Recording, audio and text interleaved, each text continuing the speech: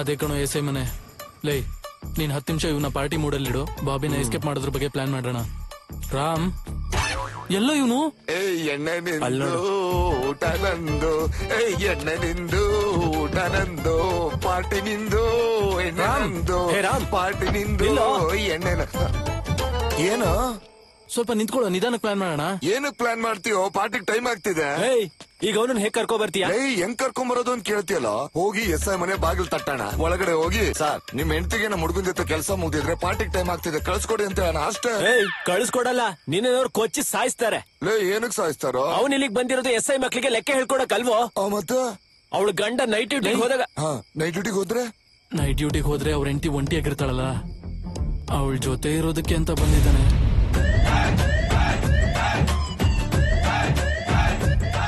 ಚಿಚ್ಚಿ rave party ಅಂತೇಳಿ ಎಂತ ಮೋಸ ಮಾಡಿದ್ರು.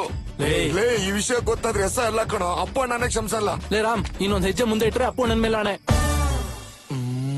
ಅಪ್ಪ ನನ್ ಮೇಲೆ ಆಣೆ ಇಟ್ಬಿಟ್ರಲ್ಲ. ಸರಿ, ಈಗ ಪ್ಲಾನ್ ಏನಂತ ಮೊದ್ಲು ಬೊಗಳಿ. ನಾವ್ ಹೋಗಿ ಎಸ್ ಐ ಮನೆ ಬಾಗ್ಲು ಬಡ್ದು ಎಸ್ ಐ ನಾ ಮಾತಾಡಿಸ್ತಾ ಇರೋಣ.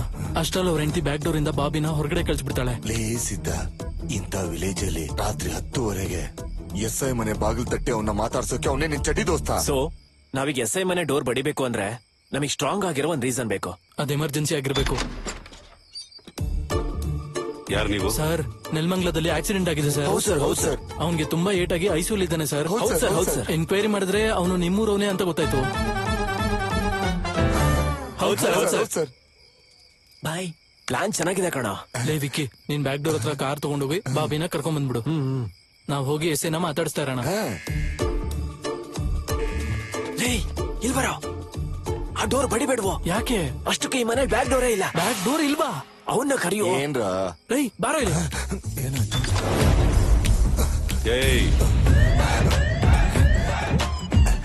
ಯಾರು ನೀವು?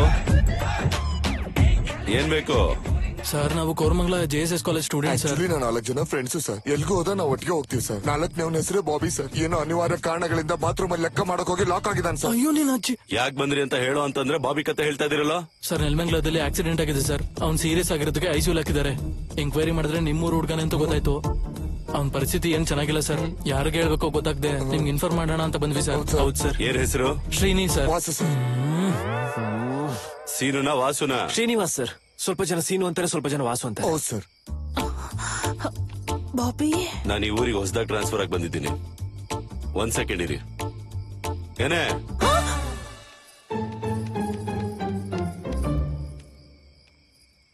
ಈ ಊರಲ್ಲಿ ಶ್ರೀನಿವಾಸ ಅನ್ನೋನು ಯಾರಾದ್ರೂ ಗೊತ್ತಾ ನಿನ್ಗೆ? ನನ್ಗೆ ಗೊತ್ತಿಲ್ಲ ರೀ.